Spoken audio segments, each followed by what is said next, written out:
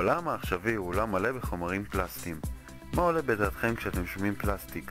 בקבוקים, שקיות, מכשירי חשמל, צעצועים ועוד המון. כמעט כל המוצרים, מהפשוטים עד המורכבים ביותר, מכילים חומרים פלסטיים או ארוזים בהם. למה דווקא פלסטיק? לפלסטיק שני יתרונות חשובים. הוא זול יחסית ובעל תכונות שונות ומגוונות כך שהוא מתאים למוצרים רבים. החומרים הפלסטיים הם תערובות המכילות פולימרים מלאכותיים יחד עם תוספים שונים. Sugar, spice, and everything nice. הפולימרים מורכבים מהמוני מונומרים. המונומר הוא יחידה חוזרת במולקולת הפולימר שנקראת גם מולקולת ענק או מקרו-מולקולה בשל גודלה העצום. עד כמה גדולה מולקולת פולימר? מולקולת פולימר של פולי-אתילן לדוגמה יכולה להכיל כ-100,000 יחידות מונומר החוזרות על עצמן. מקור המונומרים הוא מהנפט. בתי זיקוק מקבלים נפט. נפט תערובת עשירה מאוד, מכילה אלפי חומרים בפנים, וצריכים להפריד אותם כדי שהתעשיות באמת יוכלו לנצל את התכונות של החומרים בפנים. במפעל כרמל אולפינים מפיקים מהנפט שני מונומרים עיקריים, אתילן ופרופילן, מהם ייצרו את הפולימר ולבסוף גם את חומר הגלם המבוקש.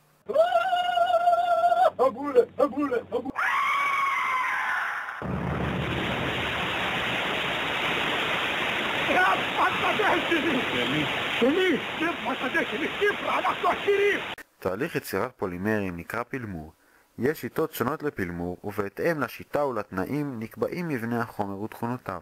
בעצם מה שקובע את התכונות של פולימרים, להבדיל בין התכונות של חומר קרמי או זכוכית או מתכת, שבעצם המולקולה של פולימר זה שרשרת ארוכה, ודבר שני, השרשרת הזאת היא לא קשיחה, היא יכולה לזוז בתור יחידה אחת, אבל גם חלקים שונים של מולקולה יכולים לזוז בצורה די עצמאית.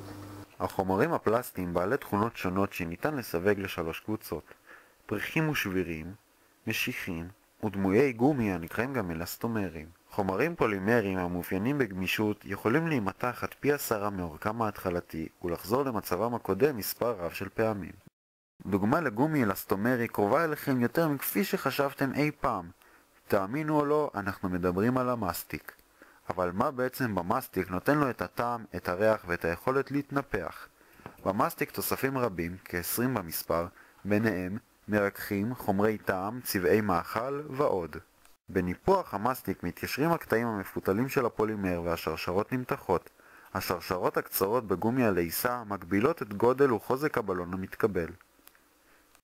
במפעל נילית שבצפון הארץ מייצרים פולימר הנקרא ניילון 6-6 ולא תכונות מיוחדות. ניילון 6-6 מיוחד בו, נקודת פיתוח גבוה שלו, 260 מעלות פלוס, וגם החוזק שמתקבל מהחוטים.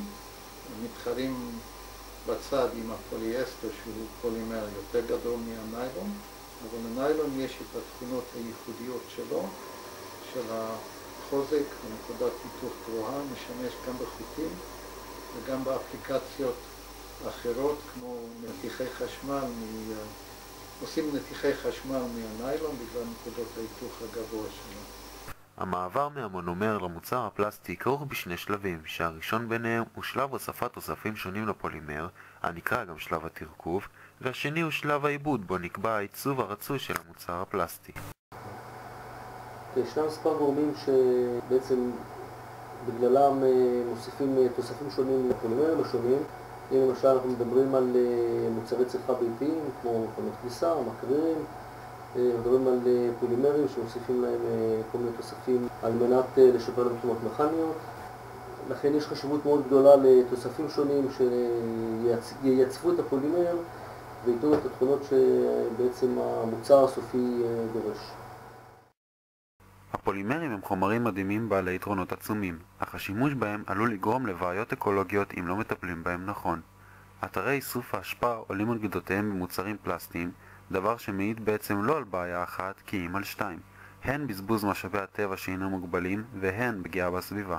הבעיה העיקרית בפסולת הפלסטית היא היותה בלתי מתכלה, לכן יש לנקוט באמצעים אחרים כדי למנוע הצטברות פסולת המהווה מפגע סביבתי חמור, כמו למשל מחזור.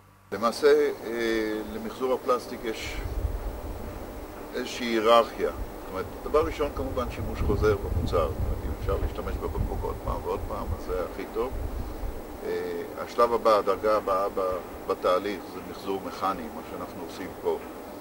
לוקחים את החומר, ממיינים לפי סוגי החומרים, זאת אומרת, כל חומר בנפרד, כל צבע בנפרד, גורסים אותו, שוטפים אותו, מנקים אותו, ואחרי זה מתיחים אותו ועושים מוצר אחר. השלבים הבאים זה מחזור כימי, לוקחים את החומר, מפרקים אותו כימית לחומרי הגלם, ומחומרי הגלם אפשר לעשות מוצרים אחרים. אם אנחנו מסתכלים על העולם הגדול, השימוש העיקרי לחומר מבקבוקים ל-PET זה טקסטיל. פליז כולם יודעים, אבל למעשה כל מה שכתוב עליו פוליאסטר מבחינת המוצרי טקסטיל, אם זה מילוי של סמיכות, מילוי של מעילים, שטיחים, כל דבר שכתוב עליו פוליאסטר, יכול להיות וגם מיוצר בפועל מבקבוקים מוצרים. דיברנו על כך שהבעיה העיקרית בפסולת פלסטית היא העובדה שזוהי פסולת שאינה מתכלה, אך בשנים האחרונות התקדמות המדע הובילה ליצירת פולימרים מתכלים שזמן התכלותם נקבע מראש. פולימרים שמתכלים, במיוחד בארץ, למעשה לא פותר שום בעיה. כל שאר החומר הולך להטמנה. כאשר מטמנים חומר שהוא פריק ביולוגית, אנחנו למעשה מעצימים את הבעיה של ההטמנה, פליטת מתאן, גז חממה, והבעיות האלה נוצרות מהחומר האורגני הפריק בהטמנה. המחזור עוזר לשמור על סביבה נקייה על ידי הפחתת הפסולת וייצור מוצרים חדשים ממה שנהוג לכנות פסולת. תעשיית הפולימרים והפלסטיקה חובקת תחומי פעילות רבים במשק. תעשיית הפולימרים והפלסטיקה נתונה לאילוצים חיצוניים ופנימיים רבים, חלקם תוצאה של התפתחות מדעית וחלקם של קשיים טכניים. כפי שכבר ציינו, מקור המונומרים מהנפט, ולכן עלייה במחירי הנפט היא דוגמה לאחד האילוצים על התעשייה. הפולימרים מקיפים אותנו בכל אשר נלך. לא סתם אנחנו חיים בעידן שמכונה גם עידן הפלסטיק.